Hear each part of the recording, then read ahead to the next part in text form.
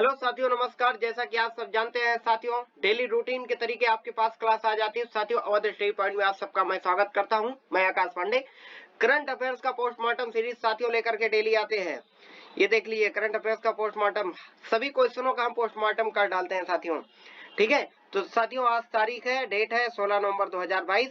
15 नवंबर 2022 से 16 नवंबर 2022 के बीच जितने भी एग्जाम पॉइंट ऑफ व्यू से आपके लिए क्वेश्चन बन सकते थे साथियों, सभी क्वेश्चनों को खंगाल के हम लेके आए हैं।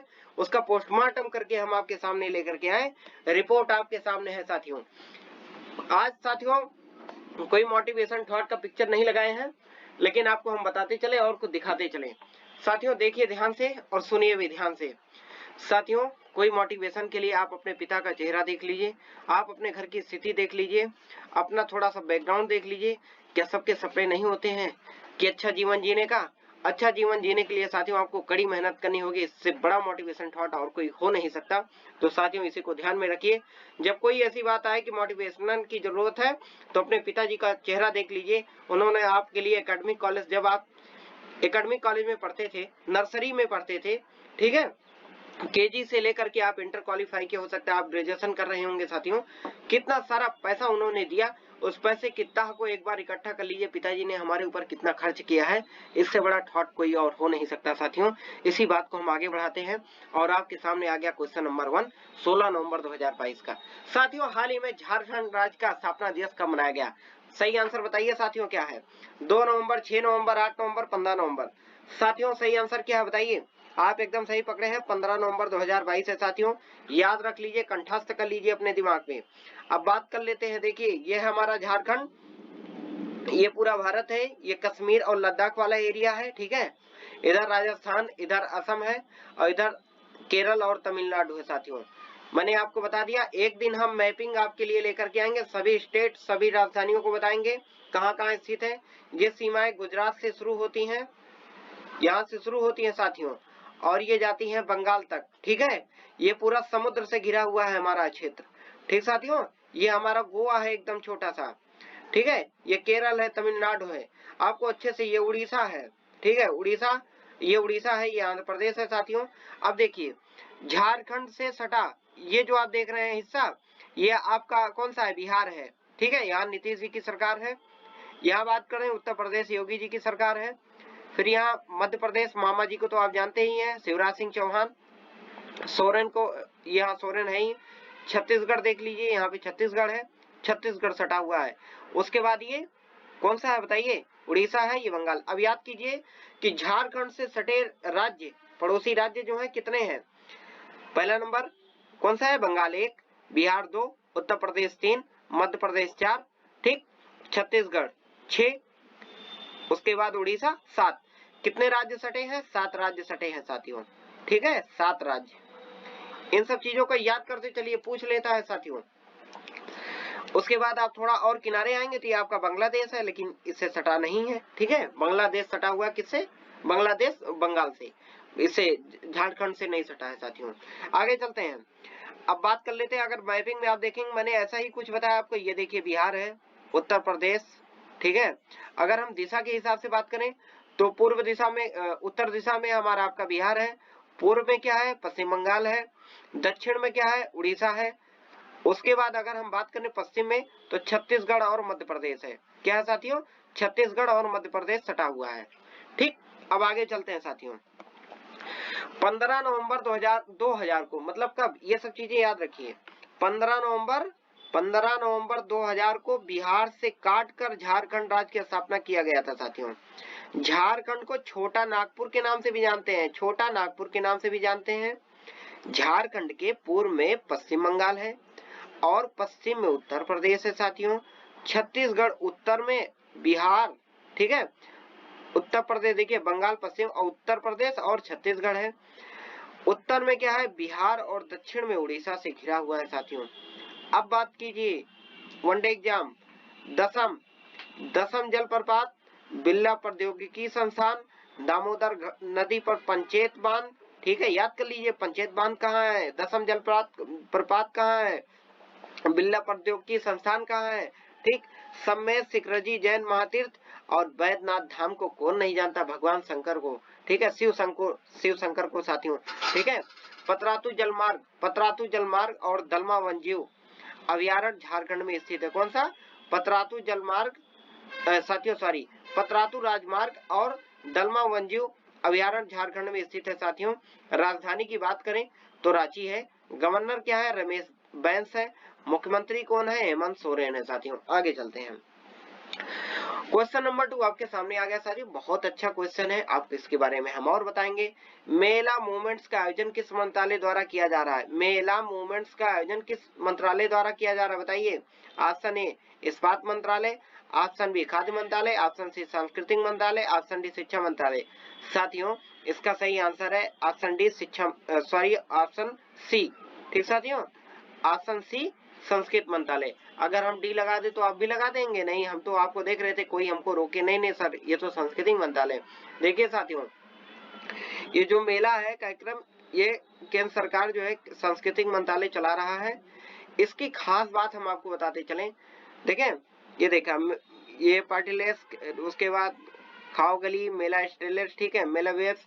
इसमें क्या है साथियों, इसकी एक वेबसाइट दी गई है, उस वेबसाइट पे आप कहीं मेले में जाइए और उसके बाद मेला महोत्सव का फोटो खींच करके आप भेजिए, ठीक है। फोटो खींच के आप जब भेजेंगे तो आपको पुरस्कृत किया जाएगा, उसमें चुना जाएगा।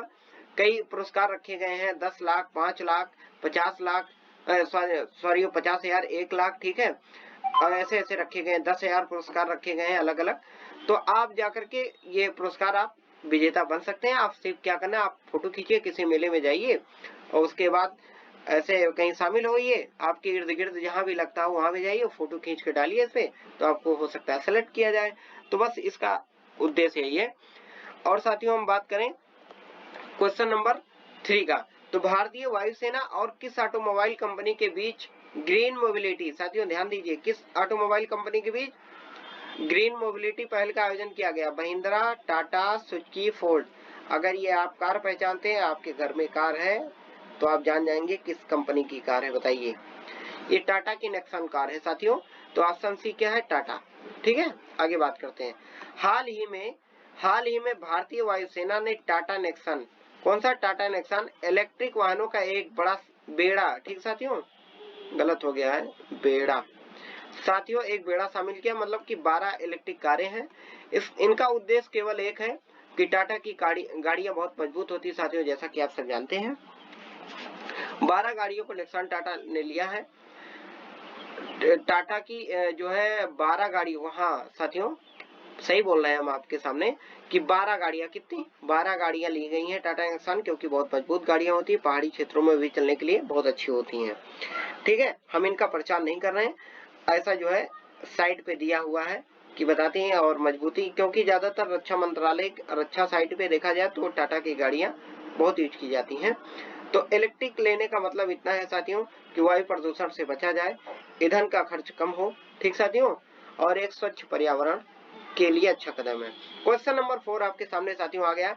हाल ही में भारत अमेरिका युद्ध अभ्यास 2022 का आयोजन कहाँ किया गया? हाल ही में भारत अमेरिका युद्ध अभ्यास 2022 का आयोजन कहाँ किया गया साथियों, बताइए कहाँ? बहुत वेरी इंपॉर्टेंट क्वेश्चन, ये आने वाले एग्जाम में निश्चित ही पूछा जाएगा साथियों, आप इससे कहीं पीछा नहीं छुड़ा सकते। कहाँ बताइए? उत्तराखंड, हिमाचल प्रदेश, उत्तर प्रदेश, झारखंड। साथियों ये देखिए, भारत का फ्लैग है और ये अमेरिका का है, ठीक है। ये शोल्डर जो है अमेरिका के हैं, ठीक है, और ये भारत के हैं, ये भारत के हैं, ठीक साथियों। तो ध्यान दीजिए, बताइए कहाँ का? उत्तराखंड, हिमाचल, उत्तर प्रदेश, झारखंड। साथियों ऑप्शन एकदम सही आंसर है, उत्तराखंड, ठीक है। देहरादून आप जानते ही है, राजधानी है कहाँ की? उत्तराखंड की।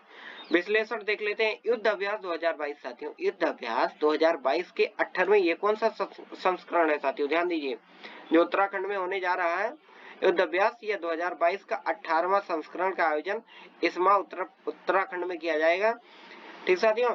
इस युद्ध अभ्यास का उद्देश्य दो देशों के बीच कौशल, तकनीक और रक्षा का आपस में आदान प्रदान करना चाहते हो, ठीक। और इस युद्ध अभ्यास में अमेरिकी सेना की 11वीं एयरबॉर्न डिवीजन की 2nd ब्रिगेड के जवान और भारतीय सेना की असम रेजिमेंट के जवान भाग ले रहे हैं। अपने भारतीय कहाँ? असम रेजिमेंट के साथियों, ठीक है। आगे चलते हैं। क्वेश्चन नंबर 5 आपके सामने है साथियों, हाल ही में आईसीसी यानी इंटरनेशनल क्रिकेट कंट्रोल बोर्ड का बताइए चेयरमैन किसे चुना गया साथियों? शशांक मनोहर को, श्री नारायण स्वामी को, ग्रेग बर्कले को, कि इनमें से कोई नहीं? सही आंसर क्या है साथियों? एकदम सही आंसर है ग्रेग बर्कले, इनको फिर से चुन लिया गया। इसके पहले भी थे सौरभ गांगुली, मौजूदा स्थिति में ये भी बने हुए हैं, चेयरमैन है, ठीक है। और उसके बाद ग्रेग बर्कले को फिर से चुना गया साथियों, ठीक। ये ग्रेग बर्कले जी हैं, आप देख सकते हैं। अब ये आपको बताना है कि ये किस देश के पूर्व कप्तान रह चुके हैं, ग्रेग बर्कले, ठीक साथियों। कमेंट में आपको उत्तर देना है। और बात करें शशांक मनोहर और श्री नारायण स्वामी का, तो ये दोनों लोग भूतपूर्व आईसीसी के जो है चेयरमैन रह चुके हैं, ठीक साथियों। आगे चलते हैं। हाल ही में घट्टामनेनी कृष्ण का निधन हो गया, वह कौन थे? घट्टामनेनी कृष्ण का निधन हो गया, वह कौन थे? अच्छा साथियों, एक बात और, कभी कभी क्या होता है कि एडिटिंग में अगर कहीं कुछ दिक्कत हो जाता है, त्रुटि होता है, तो उसमें थोड़ा सा आप ये चीजें जल्द से जल्द सही हो जाएंगी। ये ऑटोमेटिक कहीं ना कहीं गलत हो जाता है, तो एडिटिंग करते वक्त इतना ध्यान दिया जाता है, लेकिन कहीं ना कहीं छूट जाता है साथियों अगर कुछ, तो उस पर आप इस चीज को जो है इग्नोर कीजिएगा, और जहां थोड़ा गलत रहेगा वो हम आपको बताएंगे, आप उसको सही कर लिया करिएगा, ठीक साथियों, इसका ध्यान दीजिएगा। तो घट्टामनेनी कृष्ण का निधन हो गया, और कौन थे बताइए? लेखक थे, गायक थे, राजनेता थे, अभिनेता थे। साथियों हो सकता है हमारे कुछ दोस्त इनको न पहचानते हो, लेकिन इनको तो जानते ही होंगे साथियों। ये दोनों लोग पिता पुत्र हैं, ये इनके पिता हैं, इनको आप जानते होंगे। ये है महेश बाबू, महेश बाबू है साथियों। कौन है? महेश बाबू हैं, ठीक, महेश बाबू हैं। महेश बाबू को कौन नहीं जानता कि साउथ फिल्म के सुपरस्टार हीरो हैं, जाने माने। तो साथियों इनके पिता हैं, इनका निधन हो गया। ये कौन थे? लेखक थे, गायक थे, राजनेता थे, अभिनेता। साथियों आप ये भी जानते हैं कि अगर बाप अभिनेता होता है तो बेटा भी अभिनेता ही होता है। जैसे आप कई देख लीजिए अपने फिल्मी दुनिया में, अभिषेक बच्चन को देख लीजिए, उनके पुत्र अभिषेक बच्चन भी अभिनेता ही हैं। तो इसी तरीके भाई साहब ये भी अभिनेता ही थे, और बाद में महेश बाबू, आप ध्यान से जान लीजिए, इनके पिताजी जो थे यह भी अभिनेता थे। आगे देखते हैं साथियों, घट्टामनेनी साउथ फिल्म के सुपरस्टार अभिनेता और महेश बाबू के पिता हैं, जैसा कि मैंने आपको बताया। इन्हें पद्म भूषण से सम्मानित किया जा चुका है साथियों, जाने माने अभिनेता थे अपने दशक के। साथियों प्रश्न नंबर 7 आपके सामने आ गया, अंतरराष्ट्रीय गीता महोत्सव का आयोजन कहाँ किया जाएगा? अंतरराष्ट्रीय गीता महोत्सव का आयोजन कहाँ किया जाएगा साथियों बताइए? आसन ए कुरुक्षेत्र, आसन बी मथुरा, आसन सी द्वारका, आसन डी काशी। अब साथियों ये बताना है कि कुरुक्षेत्र किस राज्य में स्थित है, तो मैं आपको बात बताते चले साथियों। कुरुक्षेत्र हरियाणा में, कहा? हरियाणा में स्थित है, ठीक। मथुरा उत्तर प्रदेश यूपी में, द्वारका गुजरात में, गुजरात में स्थित साथियों, काशी भी यूपी में है। अब आपको बताना है, बताइए क्या? कुरुक्षेत्र है, मथुरा है, द्वारका है, काशी। साथियों एकदम सही आंसर है कुरुक्षेत्र। जैसा कि आप सब जानते हैं, नहीं जानते तो हम आपको बता रहे हैं कि जो हमारा महाकाव्य महाभारत की जो रचना की गई वह कुरुक्षेत्र की लड़ाइयों से प्रेरित है साथियों। कुरुक्षेत्र की लड़ाई जो अर्जुन कृष्ण सबकी महाभारत की लड़ाई हुई थी वह कुरुक्षेत्र में ही हुई थी। कुरुक्षेत्र कहाँ? कुरुक्षेत्र एक हरियाणा का स्थान है साथियों, ठीक है, यहीं पे। और यहीं पे अंतरराष्ट्रीय गीता महोत्सव का आयोजन किया जा रहा है। अंतरराष्ट्रीय स्तर पे बात करें तो जाने माने कथावाचक मुरारी बापू जी यहाँ पे मौजूद रहेंगे, ठीक है, उनका कथा का किया जाएगा, और कई सांस्कृतिक कार्यक्रम भी वहाँ पे किए जाएंगे गीता महोत्सव से संबंधित। आगे चलते हैं साथियों, हरियाणा राजधानी की बात कर लें तो जैसा कि आप जानते हैं इसी की नहीं पंजाब की भी साथियों, पंजाब की भी राजधानी चंडीगढ़ है। मुख्यमंत्री यहाँ के मनोहर लाल खट्टर हैं। गवर्नर की बात करें तो बंडारू दत्तात्रेय। हो सकता है थोड़ा याद करने में आपको कठिनाई हो कि इनका नाम कैसे है, लेकिन आपको बताते चले, बंडारू दत्तात्रेय। बंडारू दत्तात्रेय याद कर लीजिए, मनोहर लाल खट्टर है। बीजेपी की यहाँ सरकार है साथियों, किसकी? बीजेपी की सरकार है, ठीक है। आगे बात करें साथियों, प्रश्न नंबर 8 आपके सामने आ गया। भाई साहब अगर चुनाव लड़ना हो तो इनके तरीके लड़िए, क्योंकि ये निर्दलीय चुनी गई हैं। निर्दलीय इन्होंने लड़ा और ये राष्ट्रपति चुन ली गई। ये कौन है, इनका नाम बताना है आपको, ठीक साथियों। देखिए स्लोवेनिया के नए राष्ट्रपति के रूप में किसे चुना गया? इन्हीं को चुना गया। इनका क्या नाम है? डेने ड्रोनोसेक अच्छा, यहाँ खास बात आपको बताते चले साथियों कि आप इनमें से ये भी नहीं बता पाएंगे इसमें मेल का नाम कौन सा है, फीमेल का नाम कौन सा है, क्योंकि नाम ही ये लोग ऐसा ही कुछ रखते हैं अपना। ठीक, तो ऑप्शन ए है जनेजा, जनेजा डोनोवेसेक, डेनिलो टुर्क, बोरूत पहरो पहोर, इनका नाम है डेनिलो टुर्क, बोरूत पहोर और नताशा पिर्क मूसर। नताशा पिर्क मूसर साथियों क्या है ऑप्शन सही बताइए।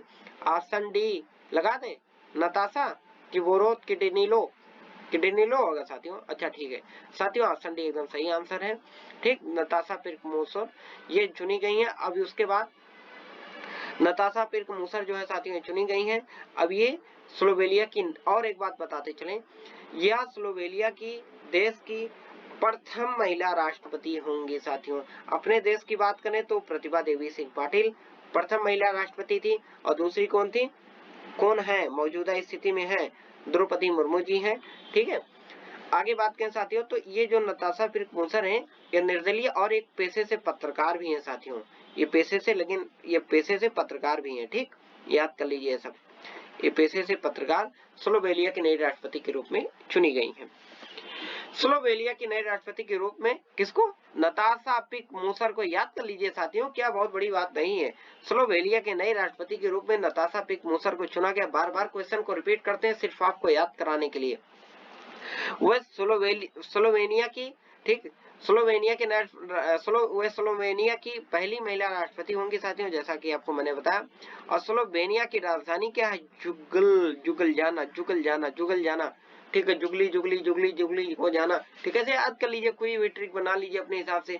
किसी भाई साहब का आपके गांव में या शहर में किसी का नाम जुग्गल हो, अच्छा जुग्गल भाई के यहाँ जाना है, जुग्गल जाना है। ठीक, अच्छा स्लोवेनिया जाना है, स्लोवेनिया के पास से गुजरना है तो जुग्गल के यहाँ जाना है। ठीक है, ऐसे याद कर लीजिए। ठीक साथियों, ऐसे ऐसे याद करते हैं, ट्रिक से अपना एक अलग ट्रिक खुद ही बनाया जाता है। दूसरे की ट्रिक पे कभी भरोसा मत करना साथियों, नहीं क्वेश्चन याद नहीं रह जाता। प्रश्न नंबर 9 आपके सामने आ गया। हाल ही में वांगला महोत्सव, अच्छा वांगला याद आया होगा, आप सोच रहे होंगे वांगला मतलब कि वांगला महोत्सव अगर बंगाल से बंगाल वांगला है क्या, यही सही नहीं साथियों, ऐसा कुछ नहीं है। हाल ही में वांगला महोत्सव कहाँ मनाया गया बताइए, असम में कि मेघालय में, त्रिपुरा में, मणिपुर में। साथियों इसका सही आंसर क्या बताइए, इसका सही आंसर क्या है, इसका सही आंसर है मेघालय। बताइए मेघालय की कैपिटल क्या है। मेघालय में वांगला महोत्सव मनाया जाता है साथियों, याद कर लीजिए, पूछ लेगा आपसे, ये वेरी इंपॉर्टेंट क्वेश्चन है आपके एग्जाम पॉइंट ऑफ व्यू से साथियों।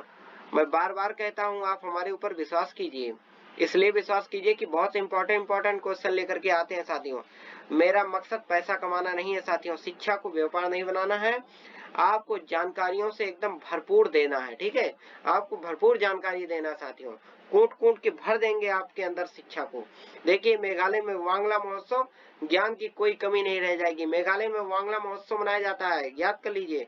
इसे और कुछ भी कहते हैं, इसे सौड्रम महोत्सव के नाम से भी जाना आता है। कौन, सौड्रम। सौड्रम जाते हैं, इसमें पानी भरा जाता है, आप यही मान लीजिए कि सौड्रम है, उसको मिलाकर एक महोत्सव मनाया जाता है, उसे सौड्रम महोत्सव और वांगला महोत्सव के नाम से जाना जाता है। और आगे बात करें, उत्सव का अभ्यास जो है साथियों, ये यहाँ पे गारो जनजाति कहाँ पाई जाती है, मेघालय में। कहाँ, मेघालय में। ऐसे याद कर लीजिए, कई क्वेश्चन बन रहे हैं ना, इसी का नाम है पोस्टमार्टम सीरीज। उत्सव का अभ्यास गारो जनजाति द्वारा किया जाता है। यह महान नदी कौन सा साथियों, एक महान नदी सुने होंगे, ये महान नदी मिस्से सालजोंग के सम्मान में मनाया जाता है।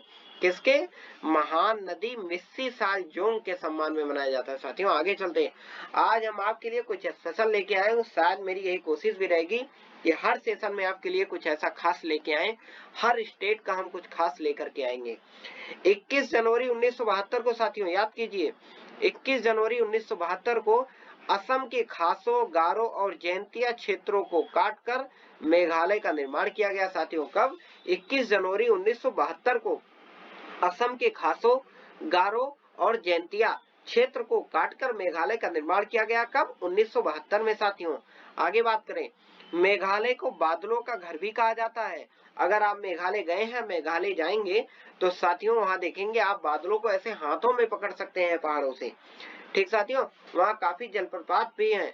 आपको बताते चले बहुत अच्छा घूमने का शहर है, अरे स्टेट है साथियों, वहाँ जाइए और उसके बाद घूमिए, बहुत अच्छा प्रदेश है, हमेशा बारिश होती रहती है। ब्रिटिश द्वारा, ठीक है, ब्रिटिश द्वारा इसे पूर्व का स्कॉटलैंड, क्या साथियों, पूर्व का स्कॉटलैंड भी अगर पूछ लेगा, पूर्व का स्कॉटलैंड किस प्रदेश को कहा जाता है, कई बार पूछा भी गया साथियों। तो किसको कहा जाता है, मेघालय को। सर्वाधिक वर्षा चेरापूंजी, नाम सुने ही होंगे रट्टू तोता के तरीके, अगर आप याद किए होंगे चेरापूंजी चेरापूंजी, तो साथियों ये मेघालय में ही है और सबसे ज्यादा इसी स्थान पे पूरे कैलेंडर में अगर देखा जाए साल भर के, तो चेरापूंजी में सबसे ज्यादा वर्षा होती है। कहाँ, मेघालय में साथियों। और अगर उत्तर प्रदेश में बात करें तो उत्तर प्रदेश के पूर्व स्थित गोरखपुर में सबसे ज्यादा वर्षा होती है साथियों, और सबसे कम वर्षा मेरठ में होती है। सर्वाधिक वर्षा चेरापूंजी मेघालय में ही होती है। यहाँ पित्त सतमा, क्या गजब का क्वेश्चन साथियों। अगर आपको जानकारी के लिए भी ये चीज बता दें कि हमारे भारत में सांस्कृतिक परंपराओं के अधीन कई अलग अलग चीजें हैं। जैसे देखिए हमारे यहाँ पितृ सत्तात्मक हर चीजें हैं, जो पिताजी के नाम होता है वह फिर बेटे के नाम चला जाता है साथियों, लेकिन यहाँ ऐसा कुछ नहीं है, यहाँ पितृ सत्तात्मक चीजें नहीं है। बहुत अच्छी पहल भी है, नारी सम्मान की बात की जाए, नारी की वर्चस्व की बात की जाए, ठीक साथियों, तो यहाँ नारी शक्ति को कायम किया गया है। यहाँ पितृ सत्तात्मक वंशीय परंपरा ना होकर मातृवंशीय परंपरा प्रचलित है। अगर आप यहाँ जाएंगे तो यहाँ पे जो बेटे होते हैं उनको उनके पिताजी के नाम से नहीं जाना जाता, क्या इनके बच्चे हैं, जो माता जी होती है उनकी माँ, उनके नाम से जाना जाता है कि इनके बच्चे हैं। साथियों बहुत अच्छी पहले, मुझे बहुत अच्छा लगा। मेघालय की राजधानी क्या है साथियों, शिलांग है, याद कर लीजिए, क्योंकि बाद में आप पूर्वी स्टेट के जैसे असम के हैं, मेघालय के हैं, त्रिपुरा के, आप सिक्किम के, इन सब राजधानियों में आप कंफ्यूजन में रहते हैं। तो मेघालय की राजधानी क्या है, शिलांग है, याद कर लीजिए। आगे चलते हैं साथियों, क्वेश्चन नंबर 10 आपके सामने आ गया। हाल ही में सत्यजीत रे लाइफ टाइम, कौन सा, सत्यजीत रे लाइफ टाइम पुरस्कार किसे प्रदान किया गया। ये जो आप पिक्चर में देख रहे हैं बस इन्हीं भाई साहब को दिया गया है। ये कौन है, इनकी 90 से ज्यादा साल की इनकी उम्र भी हो चुकी है साथियों, ठीक है। ये देखिए कौन है, रिपन मिश्रा है कि श्लोक मुखर्जी है, कार्लोस सोरा है कि इनमें से कोई नहीं। जैसा कि आप सब जानते हैं कि गोवा में फिल्म फेस्टिवल, अंतर्राष्ट्रीय इंटरनेशनल फिल्म फेस्टिवल चल रहा है साथियों। मैंने आपको बताया था T20 में जितने भी हैं ये, और गोवा फेस्टिवल, और अभी जो है पुरस्कार दिया गया है भारत, अभी 30 तारीख को दिया जाएगा, ठीक है। अर्जुन पुरस्कार हो गया, उसके बाद द्रोणाचार्य पुरस्कार, इस पर भी हम 3 सीरीज लेकर के आपके सामने आएंगे और इस पर विश्लेषण से बात किया जाएगा, क्योंकि इसमें से क्वेश्चन फंसेंगे आपके एग्जाम पॉइंट ऑफ व्यू से, तो उसको लेके आएंगे साथियों। तो बताइए, option A Ripan Mishra, option B Shlok Mukherjee, option C ये कार्लोस सोरा, कि इनमें से कोई नहीं। साथियों ये कौन है बताइए, आप पढ़ी भी ली होंगी, ये कार्लोस सोरा जो है ये है। इनके बारे में अगर बात करें साथियों तो आपको हम बताते चले, कार्लोस सोरा जो है एक निर्देशक, फिल्म फेस्टिवल क्या कहते हैं, फिल्म के लेखक हैं, निर्देशक हैं और एक बहुत अच्छे फोटोग्राफर भी है साथियों, ठीक है। इन्हीं को यह दिया गया पुरस्कार। याद कर लीजिए साथियों, सत्यजीत रे आपके आने वाले एग्जाम में निश्चित ही पूछा जाएगा। मेरे मित्र, मेरे दोस्त, मेरे भाई साहब, सब लोग देख लीजिए, मैं क्या बताऊं, आप लोग छोड़ देते हो। हाल ही में सत्यजीत रे लाइफ टाइम पुरस्कार किसको दिया गया बताइए, ये कार्लोस सोरा को दिया गया, ठीक है। याद कर लीजिए, वेरी वेरी इंपॉर्टेंट क्वेश्चन सब है। अवध स्टडी पॉइंट, इसको मत बोलना मेरे दोस्त, क्योंकि यही नैया पाल लगाएगी करंट वाली क्लास की, ठीक है। करंट के जितने क्वेश्चन आएंगे सब इसी परिवार में आपको मिल जाएगा। इस परिवार से तो आप बस और सब जहाँ तैयारी कीजिए, आप कोई दिक्कत नहीं, लेकिन करंट की बात रहेगी तो करंट की मैं निश्चित ये भरोसा दिलाता हूँ कि करंट में एक क्वेश्चन अगर यहाँ से उधर चला गया तो मुझे बताना कि सर हम तैयारी पूरा की, लेकिन हाँ जितना पढ़ा रहे हैं इतना पूरा मेहनत से पढ़िए, नोटबुक बनाते चलिए, पीडीएफ पे विश्वास मत कीजिए। मैं कुछ दिन बाद आप लोग को पीडीएफ भी नहीं देना चाहता हूँ, मैं चाहता हूँ आप लोग लिखिए, पीडीएफ देते हैं तो आप लोग कुछ पढ़ना नहीं चाहते और उसको ऐसे ऐसे सरका के पढ़ लेते हैं ऊपर नीचे, बस हो गया, इससे काम नहीं चलेगा साथियों। जितनी मेहनत मैं करता हूँ, कम से कम आधा घंटा 45 मिनट करंट के पीछे मेहनत कीजिए। मैं यह विश्वास दिलाता हूँ एक बात और, करंट को छोड़िए, स्टैटिक जीके का भी आपका ऐसे ऐसे तैयार हो जाएगा। केवल आप हमारे साथ ऐसे लगे रहिए। 6 महीने बाद आप कोई भी एग्जाम देने जाएंगे, अगर आज आपसे शुरुआत कर रहे हैं, 6 महीने बाद आपके अंदर कुछ अलग परिवर्तन होगा। जिन बच्चों को मैथ और रीजनिंग आती है लेकिन उनसे पूछा जाता है, कहते हैं अरे भैया मेरा जीके जीएस तो कमजोर है। भैया चिंता मत करो, आकाश सर है आपके साथ, लगे रहो बस। ठीक, कोई दिक्कत नहीं है। तो अवध स्टडी पॉइंट में साथियों आपका बहुत बहुत स्वागत था, स्वागत है और स्वागत रहेगा। ठीक है, इसी के साथ टेलीग्राम लिंक पर फिर भी दे देंगे। तुम लोग को क्या बताया समझ में नहीं आता, क्योंकि पढ़ना नहीं चाहते हो ना, कभी कभी बताते हो नेटवर्क बिजी है। तो साथियों ठीक है, पीडीएफ आपको मिल जाएगा नीचे। भैया मेरे, अगर वीडियो आपको अच्छा लगता है, मैं शुरू में नहीं कहता हूँ, आखिरी में कहता हूँ, बड़ी मेहनत करता हूँ आपके लिए। और कोई अलग वीडियो जाकर के देख लीजिए। अगर आप नहीं देखते हैं तो कोई जरूरत नहीं, यही देखिए। लेकिन आप पहले भी देख चुके हैं तो आप इसका तुलनात्मक परीक्षण कर सकते हैं हमारे क्लास से।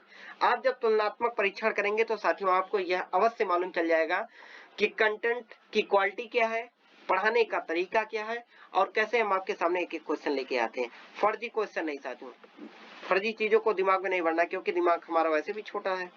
ठीक साथियों, तो बहुत बहुत धन्यवाद साथियों। बहुत रोमांचित हो जाता हूँ क्लास लेने के बाद, और क्लास लेने से पहले तो उसी तरीके आप भी रोमांचित रहिए क्लास लेने के लिए और पढ़ने के लिए साथियों। बहुत बहुत धन्यवाद साथियों, कल फिर मुलाकात होती है। Tata bye bye.